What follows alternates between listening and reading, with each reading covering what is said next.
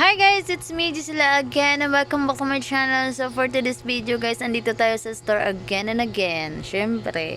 So ngayon guys, wala tayong biyahe. So iba yung biyahe tapos tayong dito. So ang gagawin natin ngayong araw na to ay magbibideo. Ayan. Syempre guys, dami kong gawain. So umpisahan natin muna sa ating pagripak ng sugar cane. Diba? Sugar cane. Ay, asukal na naman tayo guys. Syempre, dating gawi. O, diba? So, ayan. Ikot muna tayo dito guys, no? O, ay tingnan natin yung ating, ayan, stand fan. Stand fan. Cliff fan. Yan. Pinatayo lang natin dyan. So, diba guys? Andito tayo sa store. Ayan. So, mega love. Shout out to everyone dyan, guys. So, syempre, mag-ano na naman tayo ngayon. Magligbit-ligbit, magayos-ayos ng mga kung ano-ano. O, diba? So, ngayon, guys, may kasama tayo na mag-repack ng sugar. Hi! O, diba? My buddy. Ano yan? Asukal na puti. Puti, guys. So, matapos na yung brown.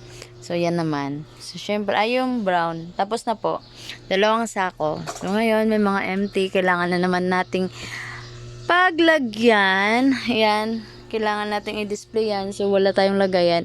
Maggawa muna tayo ng lagayan. Syempre, guys, para magiging okay. So, ayan. Dyan lang kayo. So, pag mahulog-hulog yung lata, okay lang. So, wag lang sa paa. Dahil, ayan, ingron. Sasakit talaga yung paa nyo, guys, no? Ayun. So, mega love shout out to everyone. Times One family, everyone. Thank you so much for, now, for supporting my video, syempre. Diba? Thank you so much, guys. Ayan.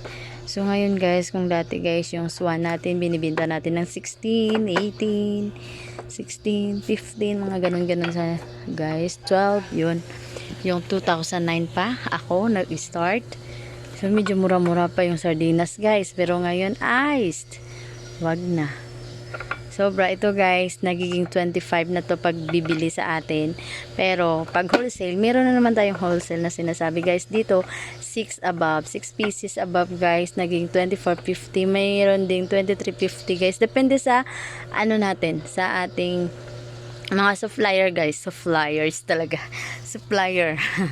Meron kasing supplier na mataas yung kanilang presyo, pero kailangan natin kumuha dahil yung mababang presyo wala silang stock. So, kailangan lang natin talagang kuha sa kanila kahit medyo mataas yung presyo. Ganyan tayo, guys, kasi mauubos pa din yung mataas na presyo bago dumating naman yung mura-mura, medyo mura. So, ayun. Kaya, ayun, ganyan tayo sa mga mag-rolling ng stocks kung wala pa. So, yun na nga yun sa iba pag ano. So, pinapaintindi ko na naman sa customer, guys. Meron minsan na ano sila sa price kasi may price tayong bakit mahal? Bakit ganito, ganyan. Kasi, depende din yun sa ating delivery or sa ating supplier, guys, no? So, sa mga hindi nakakaalam, so syempre magpuputak-putak din ng kanilang mga ano yan, bunganga. So, okay lang, hayaan mo na kung hindi nila kumbaga, hindi nila niintindihan kung bakit. So, minsan kasi, guys, yung iba hindi na sila nag bumibili. Halimbawa, may mga delivery or may mga supplier na ang kanilang stocks ay medyo mataas yung presyo. Hindi talaga bumibili sila. So, sa akin, guys, kahit mahal, ayan, kahit mataas yung sa kanila, nagbibili ako. Basta wala pa yung supplier natin na mura or medyo bahado yung presyo. Ayan. Kasi sayang din, guys, no? Mag-ano lang tayo. Hindi man lahat na mga customer natin ay reklamador. Hindi naman lahat na mga customer, guys, ay yun. ano, meron naman na kahit ipaliwanag mo siya.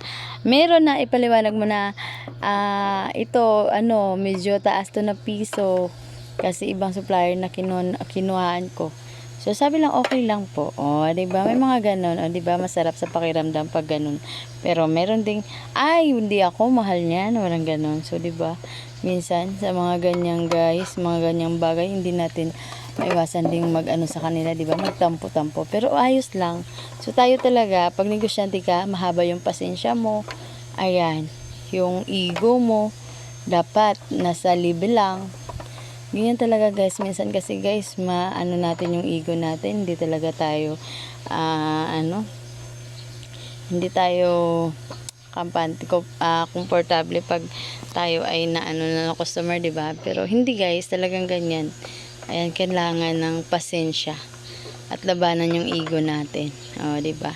Set aside yung mga ego natin sa mga ganyang bagay dahil kailangan natin guys, lower price. No, lower ego.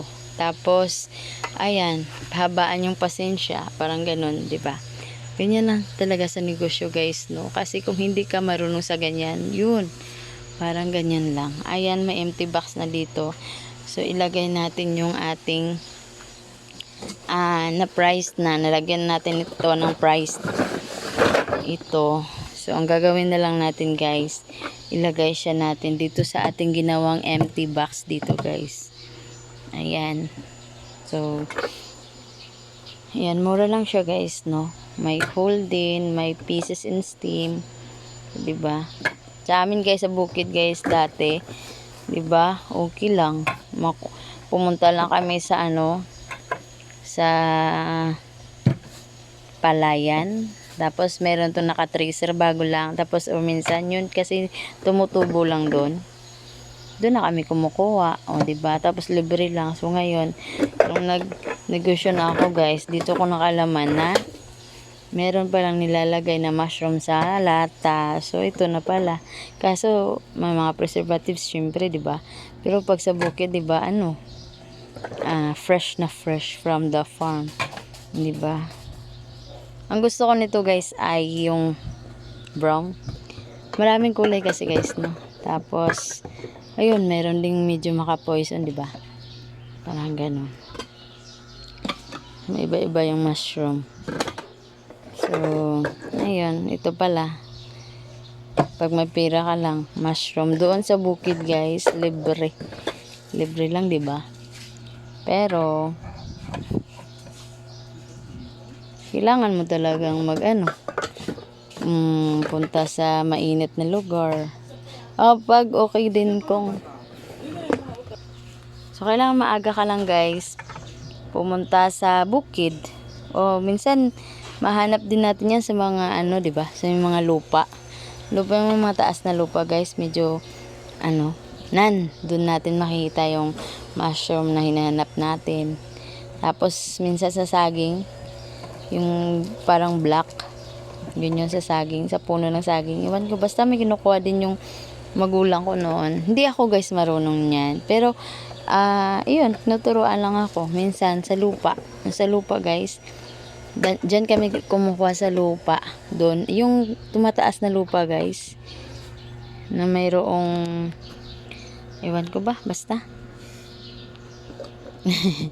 hindi ko din alam. Basta doon ako pumupunta, kumukuha sa mga unti-unting tumataas na lupa. Yun, may tumutubo. Every September ata, yun, dumadami, di ba?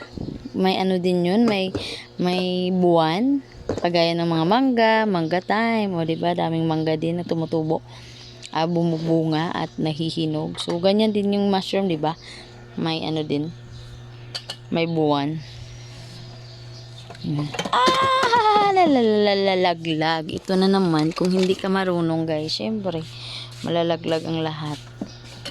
So, 'di ba yung tinapa noon, tinapa sa amin to guys, no, sardinas noon. Yung Mega Sardines talaga yung brand.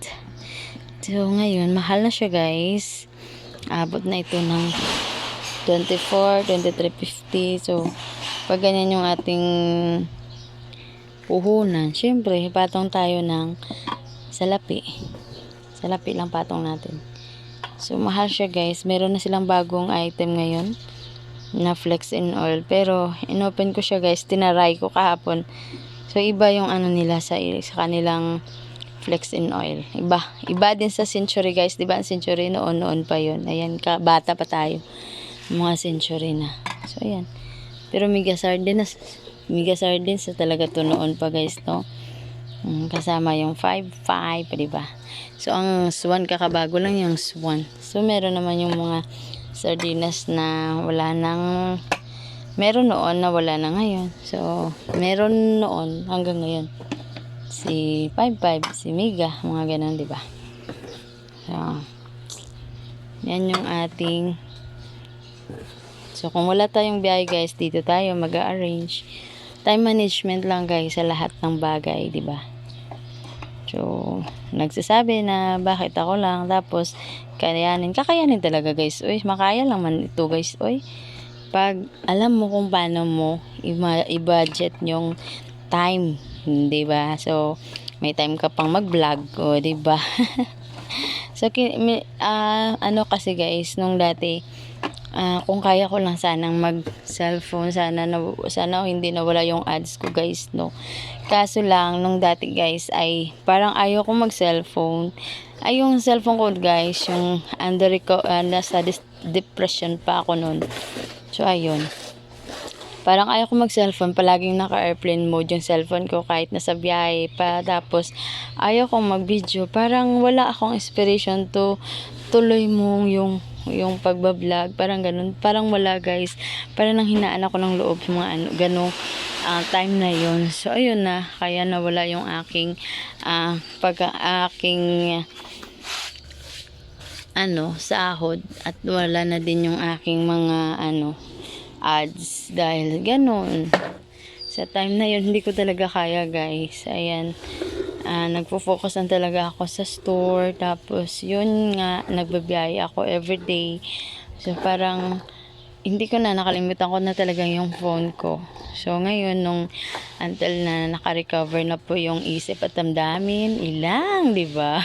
Yung kasipagan pa rin tuloy-tuloy kahit nasa depression time. So, okay lang, di ba? Yung mga anxiety, mga depression, talaga guys, umusbong sa buhay ko. So, ayan, kaya ngayon, kahit na kahit tayo, video-video lang.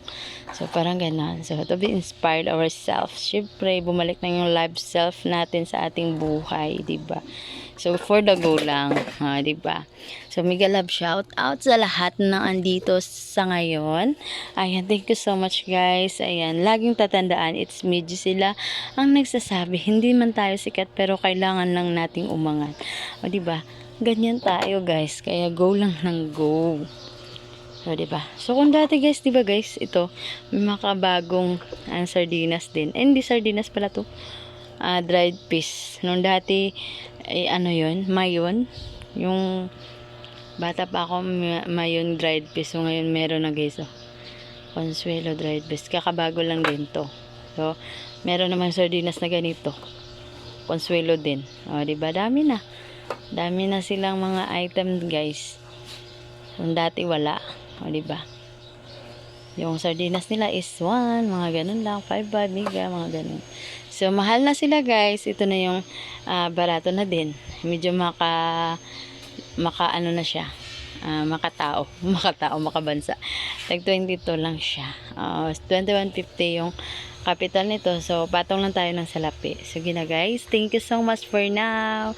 See you to my next vlog. Bye!